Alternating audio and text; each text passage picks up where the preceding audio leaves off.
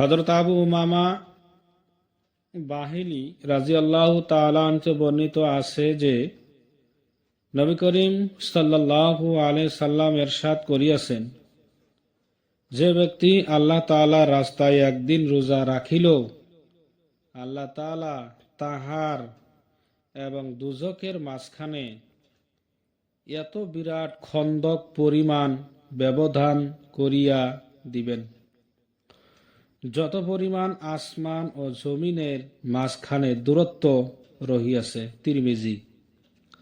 হযরত আবু উমামা বাহিলি রাদিয়াল্লাহু তাআলা হতে বর্ণিত আছে যে নবী করিম সাল্লাল্লাহু আলাইহি ওয়াসাল্লাম ইরশাদ করিয়াছেন, যে ব্যক্তি আল্লাহ তাআলার রাস্তায় একদিন রোজা রাখিল, আল্লাহ তাআলা তাহার এবং দুজখের মাঝখানে এত বিরাট খন্দক পরিমাণ ব্যবধান করিয়া দিবেন, যত পরিমাণ আসমান ও জমিনের মাঝখানে দূরত্ব রহিয়াছে। তিরমিজি।